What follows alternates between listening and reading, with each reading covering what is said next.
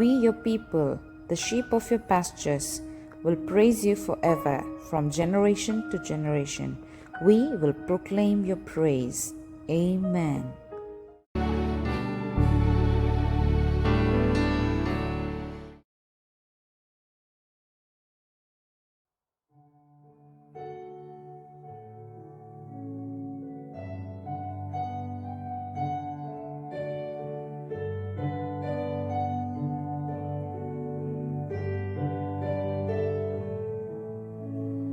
Jesus Christ, I think upon your sacrifice.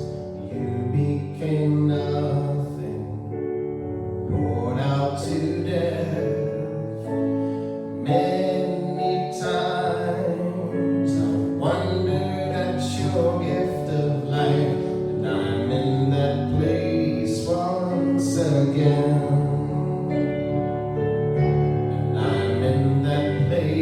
Once again, sing that again.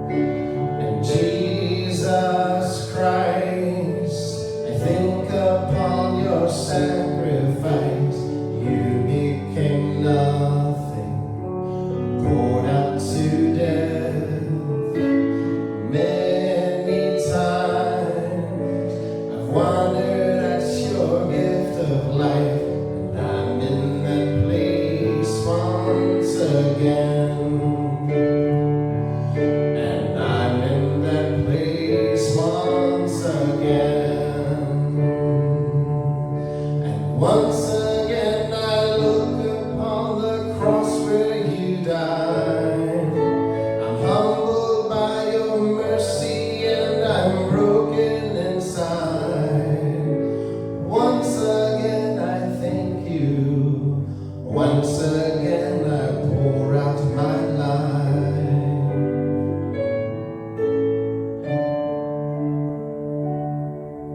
And now you are exalted to the highest place, King of the heavens, where one day I'll bow. But for now I marvel at this saving grace, and I'm full of praise once again. And I'm full of praise once again. And once again I look upon the cross where you died. I'm humbled by your mercy and I'm broken inside. Once again I thank you. Once again I pour out my life.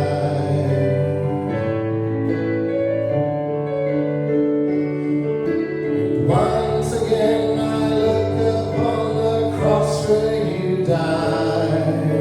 I'm humbled by your mercy and I'm broken inside. Once again I thank you.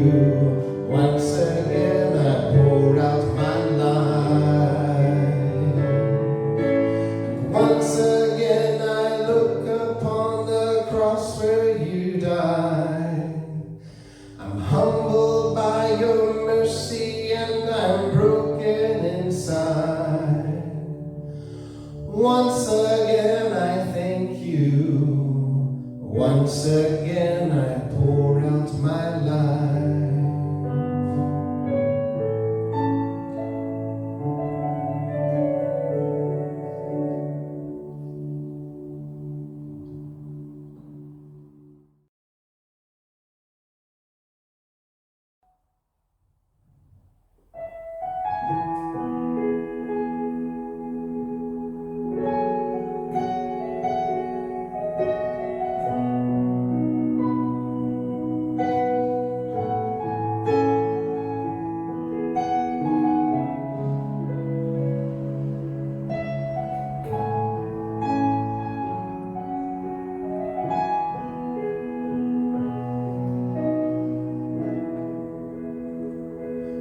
need you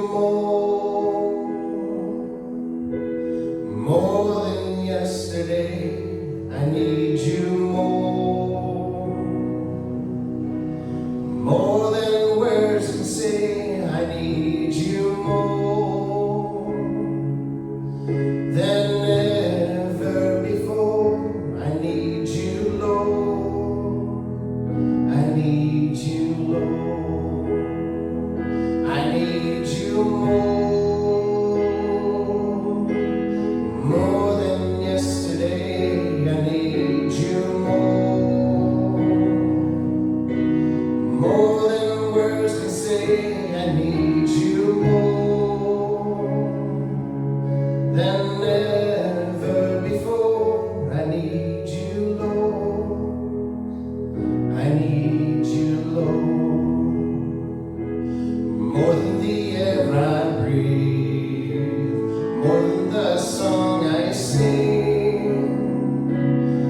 more than the next heartbeat, more than anything. And Lord, as time goes by, and I'll be by your side, 'cause I never want to go back to my old life. I need you more than yesterday. I need you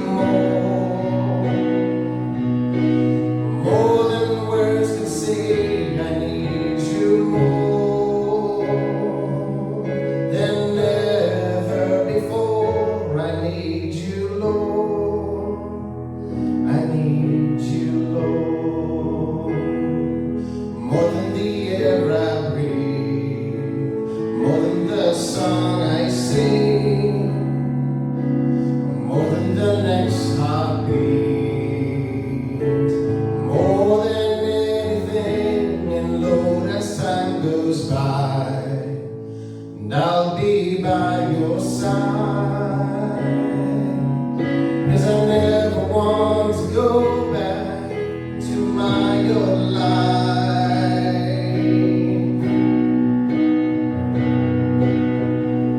We give you the highest praise. We give you the highest praise. We give you the highest praise. We give you the highest praise. We give you the highest praise. We give you the highest praise. We need you more than yesterday. We need you more than words today. I need you more than ever before. I need you, Lord. I need you, Lord.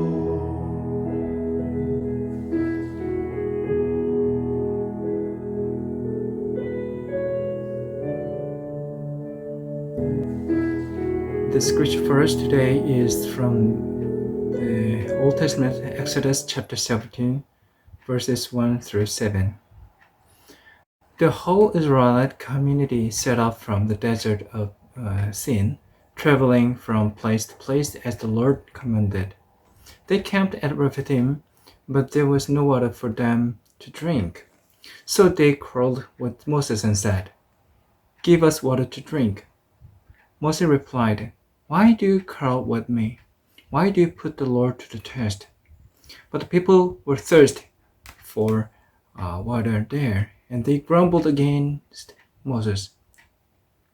They said, "Why did you bring us up out of Egypt to make us and our children and livestock die of thirst?" Then Moses said to the Lord, "What am I to do with these people? They are almost ready to stone me." The Lord answered Moses, "Walk on ahead of the people. Take with you some of the elders of Israel, and take in your hand the staff with which you struck the Nile, and go. I will stand there before you by the rock at Horeb. Strike the rock, and water will come out of it for the people to drink." So Moses did this in the sight of the elders of Israel. And he called the place Massah and Meribah, because the Israelites quarreled, and because they tested the Lord, saying, "Is the Lord among us or not?" This story that is recorded in Exodus today here is like this. Israelites came out of Egypt, and they camped at a place called Rephidim. The problem was that there was no water for them to drink. So they grumbled at Moses, saying, "Why did you bring us out of Egypt to make us all die of thirst?" So Moses asked God for help. God solved the problem by ordering Moses to strike the rock to water come out of it. The place was named Massah, which means Is the Lord among us or not? Let us think about the behaviors of Israelites. What they did was grumbling and blaming. Why they did this? Because they see the hardships and troubling them. What they said was, "Why did you bring us out of Egypt?" Whenever they encountered difficulties, they thought of their life in Egypt in a nostalgic manner. It was not the first time for them to do like this, actually. In Exodus chapter 16, there's a story.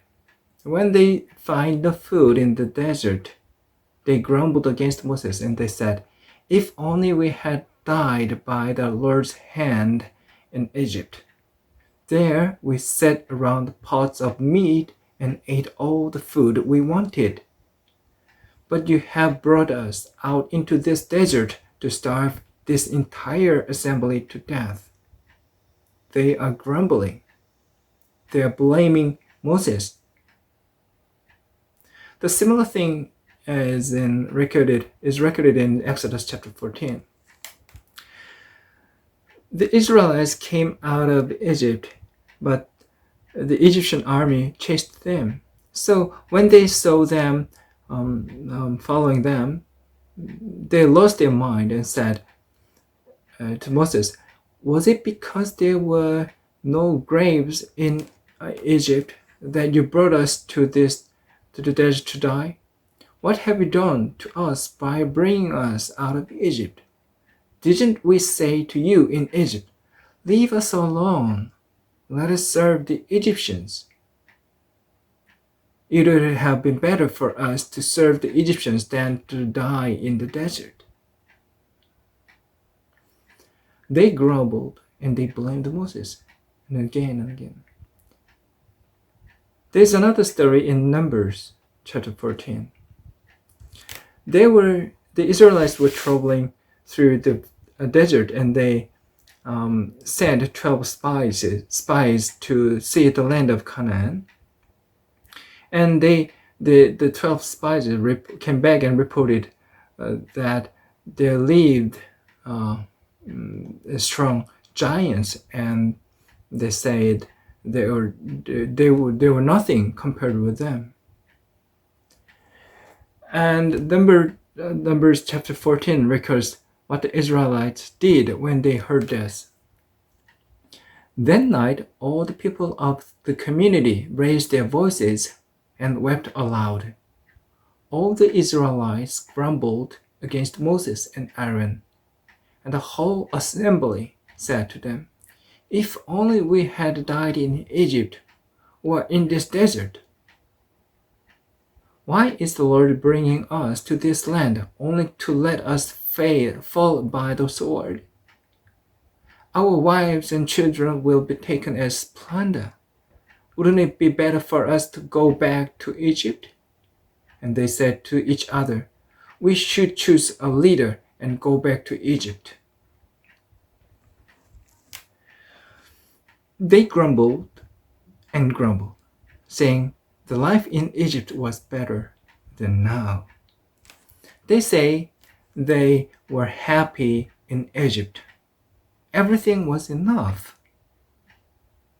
They had whatever they wanted. That's what they said. But is it true? They were just oppressed slaves under the Egyptians. They are distorting the fact when they see big problem in front of them. Well, people often tend to think of their past as good times, which we call nostalgia. Their life in Egypt as slaves actually was not a right thing as a people of God.